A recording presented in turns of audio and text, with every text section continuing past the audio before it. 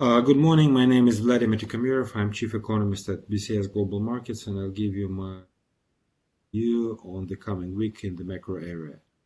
The past week has been very volatile, which is not a big surprise, but the volatility has increased quite significantly. We have seen major risk off on global markets. We have seen very significant weakness in many currencies against the US dollar. And that has been driven by three factors, the way I see it. One, and perhaps the most important and long-lasting one, is the COVID situation in major economies.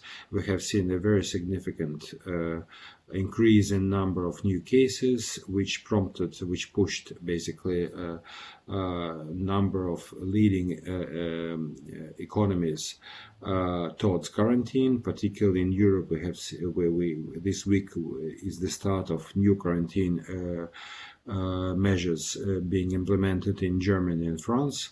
In addition to that, we have seen a very significant peak levels of new cases in some US states, particularly in the West, given the share of the western part of US in US economy on the whole. This is quite bad news for US economy and for the global economy as well. So the weakness in global economy due to COVID situation is perhaps one such reason for global sell-off. Another reason is linked to the US presidential elections, which are due tomorrow. The problem is that there is a big chance that we won't know the result of these elections for a few days, if not weeks. There will be a very long count because there were a significant number of votes casted early, including the postal votes, and that would take time to count these votes. And one major risk linked to these elections is that the elections could end up with a contested result when we won't know the winner until the court decides, and that could be accompanied by a significant increase in political instability in the US, which is, of course, is bad news for US economy and the world economy as well. And I think that this particular risk of contested elections, was one of major fears in the eyes of many investors that prompted a significant risk of trend over the past week. And the third reason for correction that we've seen last week was the diminishing hopes of new packages for support economies, be it in Europe or US.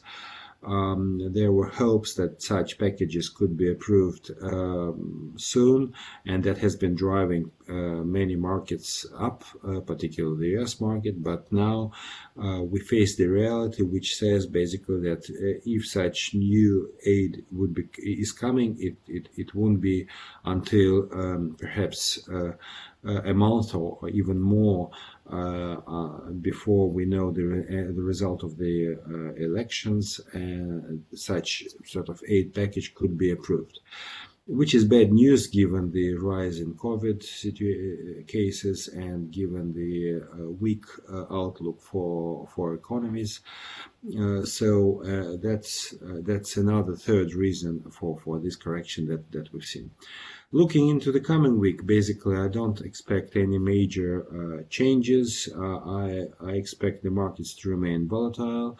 Looking at the Russian market has not been separate from the global trend, and actually it was following the global trend. There were no particular drivers that either way that would distinguish or differentiate the Russian market from the global markets. Ruble came under significant pressure last week, but that was along with other emerging market currencies. Ruble is trading now close to 80 rubles to the dollar mark, actually testing the lows of this year. Looking into the coming week, actually, I expect the ruble to remain more or less at the same levels. I don't expect the ruble to fall beyond 80 mark, at least not for a long period of time. But high volatility and risk of attitude is something that I believe is guaranteed, particularly because the election count is likely to be long and uncertain in the US. This is perhaps the major news. So this is the week we're facing now, where the political events in the US would be the major driver and the major event that everyone would be watching.